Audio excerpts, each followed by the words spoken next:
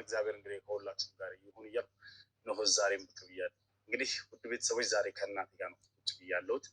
እናቴም ትንሽ ስላስጨነቀችኝ ዛሬ እሺ ይሁን ብያት ነው እንግዲህ ፈቃደኛ ሆኜ እንደዚህ በሚዲያ ላይ ልንገናኝ የቻልነው። አንዳንድ ነገር ማመሰግናለሁ። እውነት ብዙ ባደረካቸው ተወሮች ሁሉ እንደ ኩራትም በጣም ነው የምኮራው። ዘልዬ ብቻ ወደ እሷ ገባሁ። እናንተ ሰላም እውነት የእሷ ነገር እኔ ውስጥ የገዛኸውን ሳጣ አላማከርከኝም። ከሚዲያ ላይ ያላወራ ነው ነገር ሚዲያ ላይ ደቃላ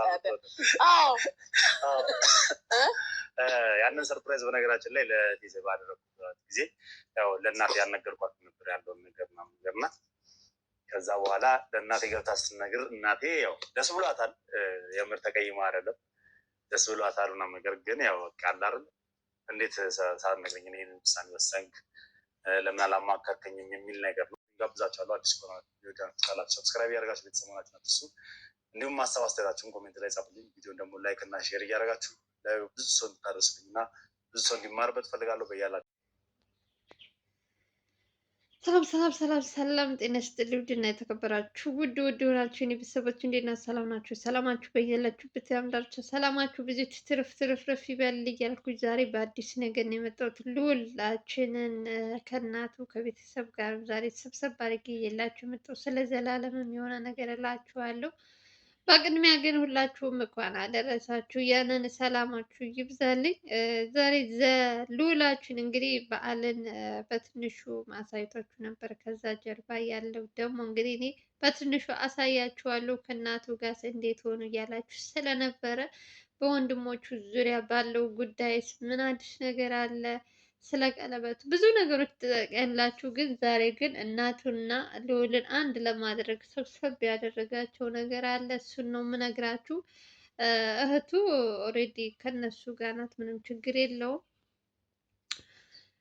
በጣም ደስ የሚለው ነገር በዓል ሲመጣ ልዑል እናቱን ለማስደሰት የሚያደርገው ነገር ትልቅ ነገር ነው። ዛሬም ውስጡን የፈለገውን እንትን ቢለውም ከእናቱ ጋር እንግዲህ ዛሬ በጣም ደስተኛ መስለው እንግዲህ በዓልን እያከበሩ በዛም ልክ ደግሞ እንግዲህ እናቱን ሰፕራይዝ ተደርጋለች። የልዑል እናት እንግዲህ ልዑልና እናቱ አንድ ላይ እንዲሆኑ በመሀላቸው ምንም አይነት ቅሬታ እንዳይልባቸው እንግዲህ የሚያስቡ ልዑልን የሚወዱ እናቱን የሚወዱ እንግዲህ ለነሱ አዲስ ነገር አለ። ምንድነው የሚለውን እኔም በትንሹ አሳያችኋለሁ።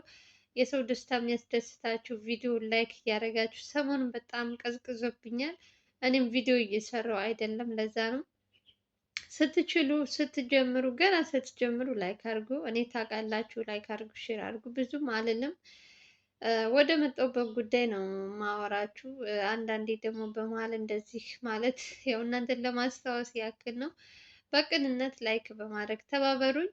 በተረፈ ልዑላችንና እናቱን ዛሬ ማነው ሰርፕራይዝ ያደረጋቸው? እናቱ ያው በትንሹም ቢሆን ደስተኛ እንድትሆን አብረው በዓልን እንዲያሳልፉ ያደረጋቸው ነገር አንድ ሰው አለ ከውጭ ሀገር።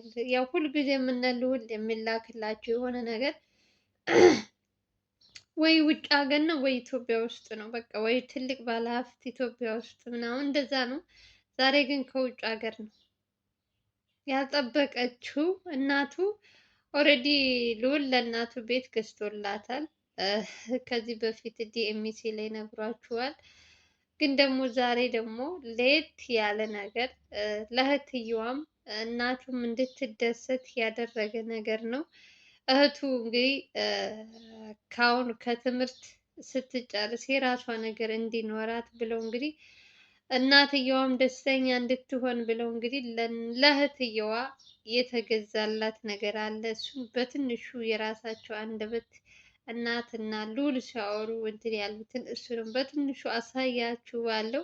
እንግዲህ የፈለገው ነገር ብታጠፋ ምንም ብትል ያው በምክር ወደ ራሷ ትመለሳለች በሚለው እንግዲህ ለእህቱ ሰርፕራይዝ ተደርጋለች። እህቱ ብቻ ሳይሆን እናቱም ያው ልጇ የሆነ ነገር ተደረገላት ማለት ለእሷ ማለት ነው።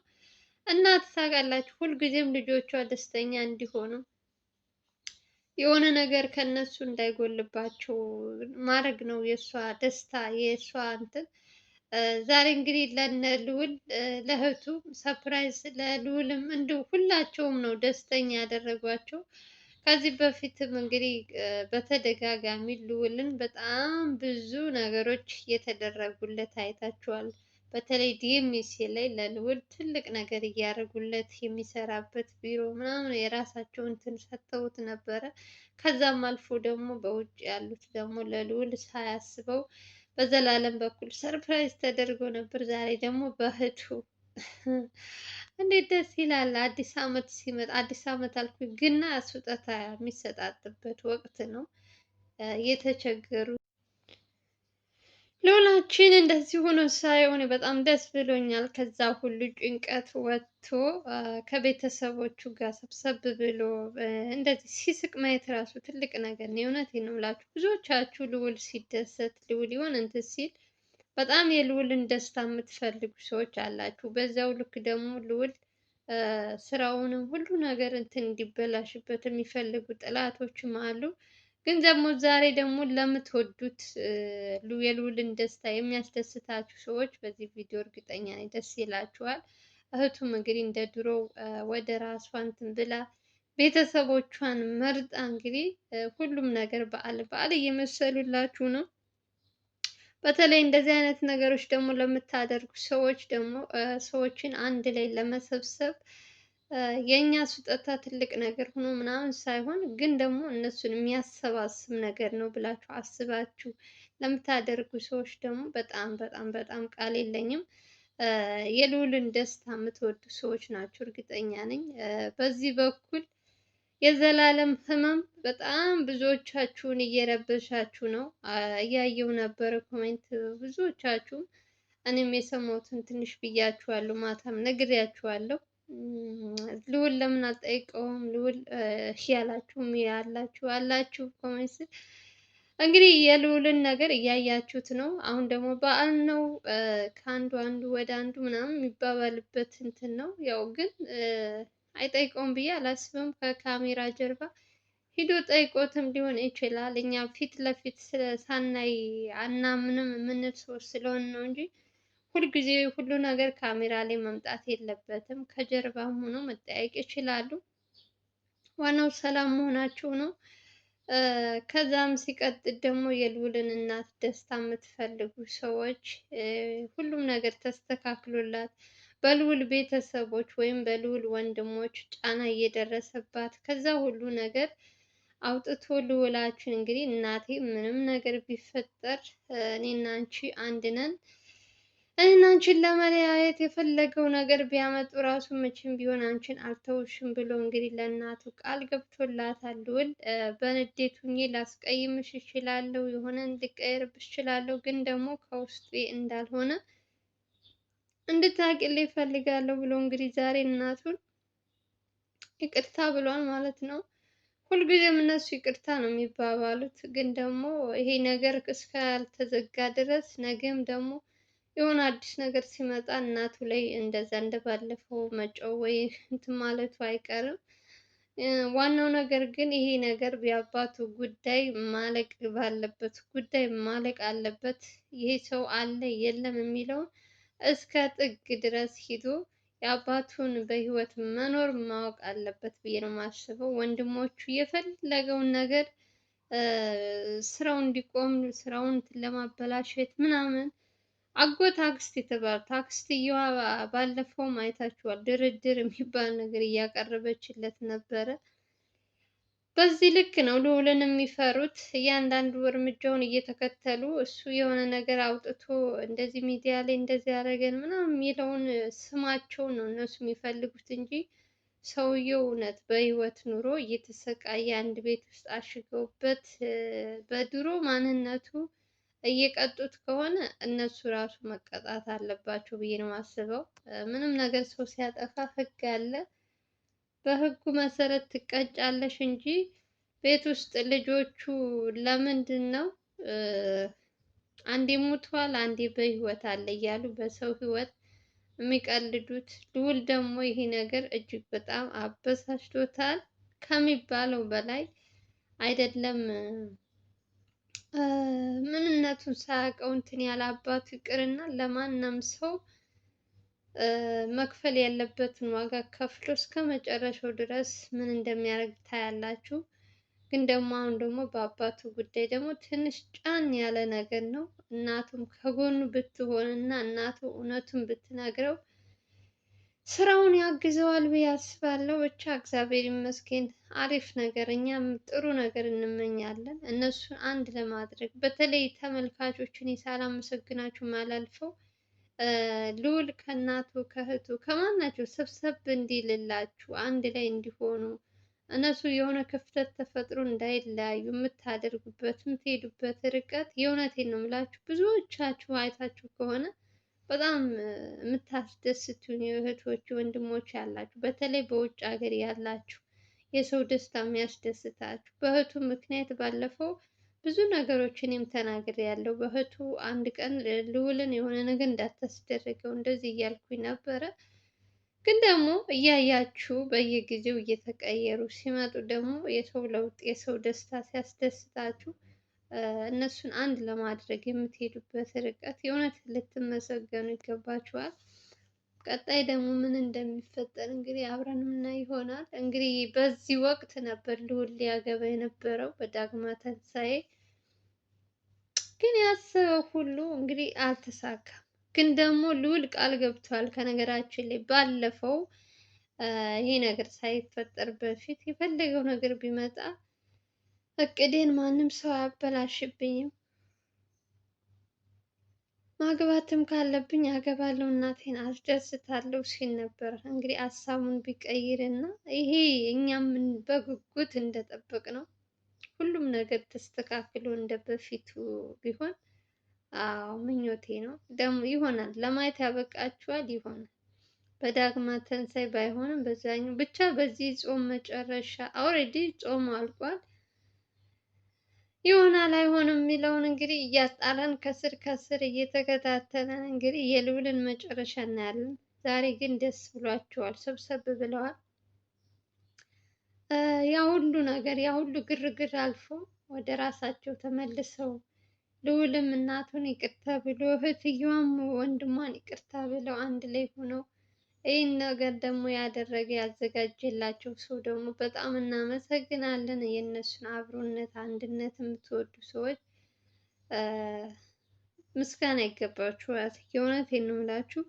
አብዛኞቻችሁ ልዑልን ከእናቱ ጋር እንዳይለያይ እያላችሁ በጣም ብዙ ነገሮች እያላችሁ ነበረ። ልዑል ለነገር አይደለም እናቱ ስንት ዋጋ ከፍላ ያሳደገችው እናቱ ያላባት አሁን አባት ተብሎ የመጣው ሰውዬ ዋጋ እያስከፈለው ነው። እያያችሁ ነው። በትንሽ ቀን እኮ የሚሰማውን ማመን አቅቶታል።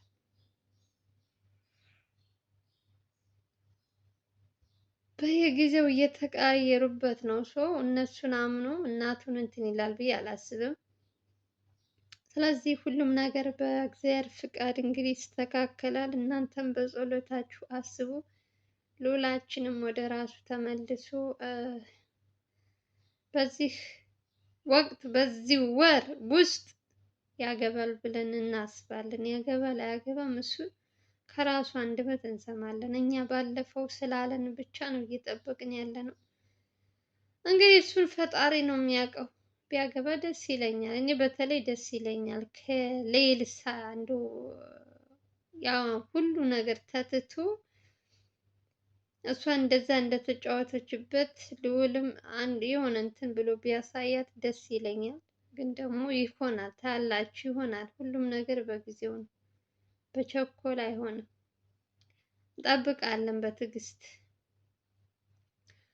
እና ወዶች ዛሬ ምን ተሰማችሁ? እስኪ ኮሜንት ስር ጻፉልኝ። ልዑል አንድ ላይ ሲሆኑ ከእናቱ ከእህቱ ጋር ደግሞ ሰርፕራይዝ ሲደረጉ ምን ተሰማችሁ? እስቲ ኮሜንት ስር ጻፉልኝ። ብዙዎቻችሁ እናትና ልዑል አንድ ላይ እንዲሆኑ የእነሱን ደስታ የምትፈልጉ በጣም ብዙ ሰዎች ስላላችሁ እርግጠኛ ነኝ በዚህ ቪዲዮ እንደምትደሰቱ። ከጎናቸው የማይለየው ቴዲ እና አቤላችንም አሉ። እነሱንም እያመሰገናችሁ ዘላለምንም እንግዲህ የውሻ ቁስል ያደርግልህ እያላችሁ ወንድማችን ወደ ስራው እንዲመለስ ወደ ጤናው እንዲመለስለት እንግዲህ ሁላችሁም በየሃይማኖታችሁ ለዘላለም ጸሎት አድርጉለት። አይታችሁታል ያለበት ሁኔታ ራሱን እንኳን መንቀሳቀስ እስከሚያቅተው ድረስ በጣም ነው የጎዱት እና ለሰዎች ሲሉ እንግዲህ ብዙ ዋጋ ብዙ ነገሮች እየደረሱባቸው ያን ሁሉ ነገር ተቋቁመው ነው እየሰሩ ያሉት እና ከባድ ነው። ዘላለም ያለበት ሁኔታ እንግዲህ በቅርቡ እንደሚሻለው ተስፋ አደርጋለሁ። ልዑልም እንግዲህ እውነቱን አውቆ ወደ ድሮ ወደ ቀድሞ ህይወቱ ተመልሶ የሚፈልገው ነገር እንዲሳካለት ሁላችሁም በተስፋ በጸሎታችሁ አስቡት ማለት እወዳለሁ። እርግጠኛ ነኝ ይህን ነገር ስታዩ ሁላችሁም ደስ እንደሚላችሁ። በተለይ የልዑልን ደስታ ስታዩ ከፊቱ ፈገግታው ሲመለስ እናቱም ስትስቅ እሱም ሲስቅ ስታዩ ደስታ እንደሚፈጥርባችሁ አልጠራጠርም። ለማንኛውም ጋይዝ ቪዲዮ ላይክ እና ሼር እያደረጋችሁ አዲስ ከሆናችሁ ደግሞ ሰብስክራይብ አድርጉ። ሰሞኑን ቪዲዮ በጣም እየለቀቅኩ አልነበረም፣ ለዛም ይመስለኛል ትንሽ ቀዝቀዝ ብሏል። ስትጀምሩ ላይክ እና ሼር አድርጉልኝ። ከቻላችሁ ደግሞ በጓደኞቻችሁ በምናችሁ ሼር እያደረጋችሁ እንትን እንዲልልኝ አድርጉልኝ። በተረፈ ምን ተሰማችሁ ኮሜንት ስር ጻፉልኝ። ሰላም እና ፍቅር እየተመኘው በሌላ ቪዲዮ እንገናኛለን። ሀገራችን ሰላም ፍቅር ያምጣልን እላችኋለሁ። መልካም የፋሲካ በዓል ይሁንላችሁ። በያላችሁበት ሰላማችሁ ብዝዝት ትርፍርፍ ይበልልኝ። ባይ ባይ።